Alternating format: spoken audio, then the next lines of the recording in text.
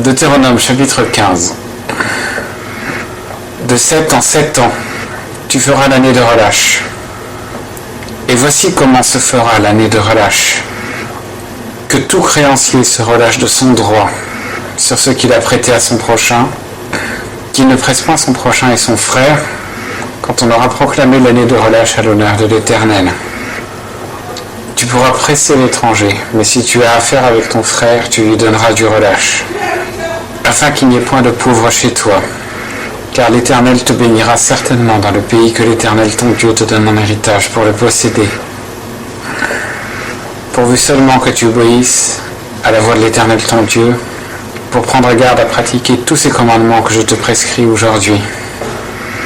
Quand l'Éternel ton Dieu t'aura béni, comme il te l'a dit, tu prêteras sur gage à beaucoup de nations, et tu n'en prêteras point sur gage. Tu domineras sur beaucoup de nations, et elles ne domineront point sur toi.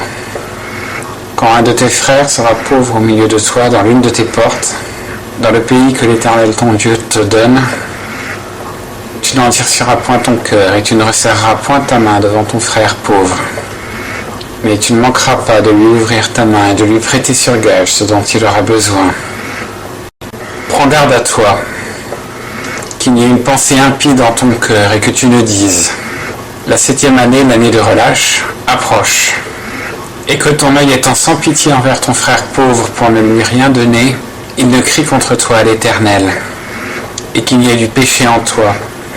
Tu ne manqueras point de lui donner, et ton cœur ne lui donnera point à regret. Car à cause de cela, l'Éternel ton Dieu te bénira dans toutes tes œuvres et dans tout ce à quoi tu mettras la main. Car il y aura toujours des pauvres dans le pays. C'est pourquoi je te fais ce commandement et je te dis, ne manque point d'ouvrir ta main à ton frère affligé et pauvre dans ton pays. Quand ton frère d'entre les Hébreux, homme ou femme, te sera vendu, il te servira 6 ans, mais à la 7e année, tu le renverras libre de chez toi. Et quand tu le renverras libre de chez toi, tu ne le renverras point à vide. Tu ne manqueras point de le charger de quelque chose de ton troupeau, de ton aire et de ta cuve. Tu lui donneras des biens dont l'Éternel ton Dieu t'aura béni.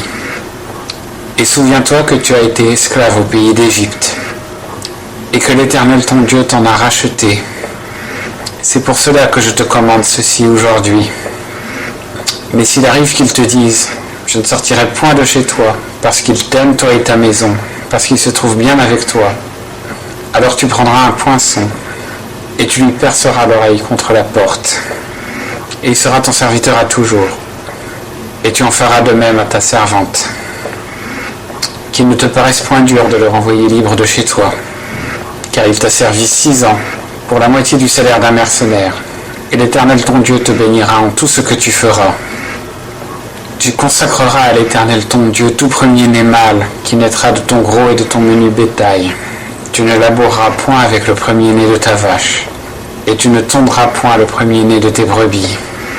Tu le mangeras, toi et ta famille, chaque année, devant l'Éternel ton Dieu, au lieu que l'Éternel aura choisi.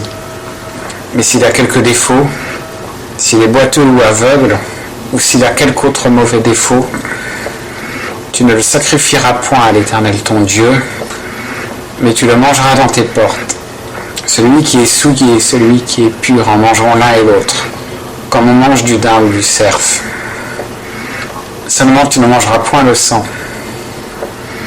Tu le répandras sur la terre comme de l'eau.